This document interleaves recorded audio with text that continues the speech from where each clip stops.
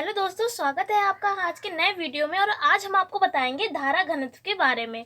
तो देखिए, धारा घनत्व को लिखते हैं हम जे से, और जे बराबर होता है I/A। यहाँ पे जे क्या है, धारा घनत्व है, और आई क्या है, आई यहाँ पर धारा है, और ए क्या है, ए फॉर एरिया मतलब कि क्षेत्रफल है यहाँ पर। तो हमने आपको बताया था कि किसी भी चीज़ की अगर हमें डेफिनेशन लिखनी है तो कैसे लिखते हैं।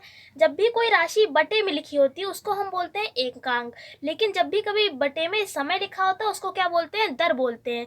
यहाँ पर क्या है, समय नहीं है, क्या है, क्षेत्रफल है। तो इसकी अगर हम डेफिनेशन लिखेंगे तो कैसे लिखेंगे कि एकांक क्षेत्रफल पर प्रवाहित धारा को हम क्या कहते हैं, धारा घनत्व कहते हैं। अब देखिए, जैसा हमने आपको बताया वैसे ही लिखा। किसी चालक के एकांक क्षेत्रफल में बहने वाली धारा को धारा घनत्व कहते हैं, इसे जे से प्रदर्शित करते हैं।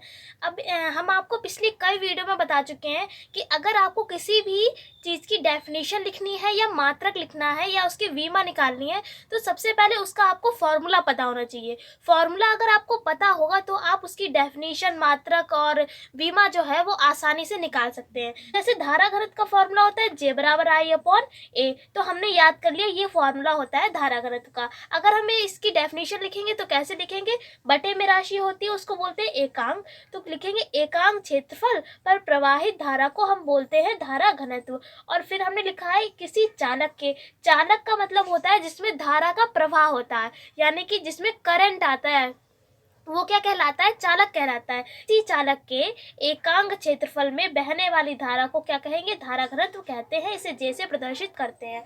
अब इसका हम फॉर्मूला लिख देंगे, अतः J/A, ये हो जाएगा इसका फॉर्मूला।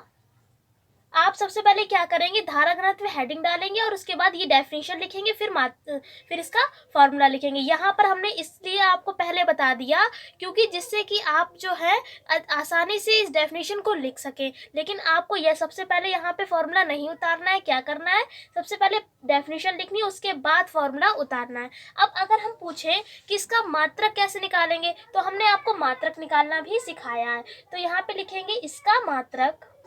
अब देखिए, ऊपर क्या है, धारा है, तो धारा का मात्रक क्या होता है, एम्पियर, तो हमने यहाँ पे लिख दिया एम्पियर।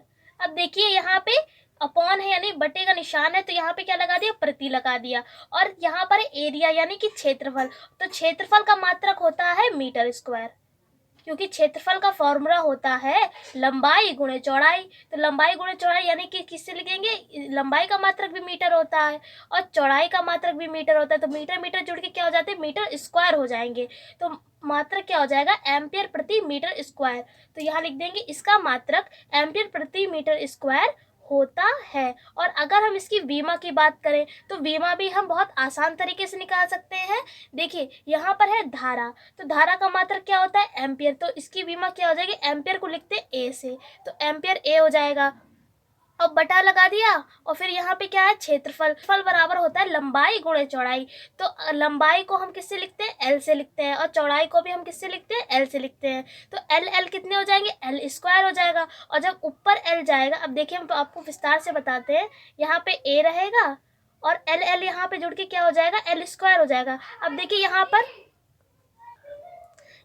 एल स्क्वायर हो गया। अब ये जो एल स्क्वायर प्लस का है, जब ऊपर जाएगा तो ये पावर किसकी हो जाएगी, माइनस की हो जाएगी। तो वीमा हमारी क्या निकल के आएगी, ए एल की पावर -2।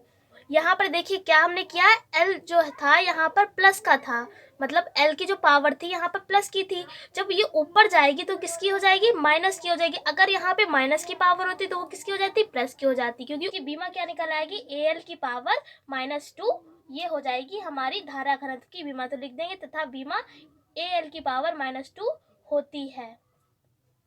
जब भी हम किसी चीज़ की वीमा लिखते हैं तो वीमा को हमेशा बड़े ब्रैकेट में लिखते हैं। इतना आप याद रखें कि जब भी हम वीमा लिखेंगे तो उसको बड़े ब्रैकेट में लिखेंगे, और अगर आप यहाँ पे छोटा ब्रैकेट लगा देंगे तो वो तरीका गलत हो जाएगा। इसलिए इस चीज़ को ध्यान रखें।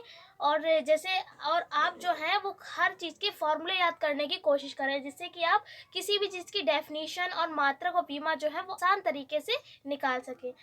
आशा करते हैं कि आपको ये तरीका समझ में आया होगा, धारा घनत्व की परिभाषा समझ में आई होगी, मात्रक और बीमा समझ में आई होगी कि कैसे निकालना है और आगे भी कैसे हम निकालेंगे इन चीज़ों को। तो फिर मिलते हैं एक ऐसी वीडियो के साथ, तब तक के लिए जय हिंद, जय भारत।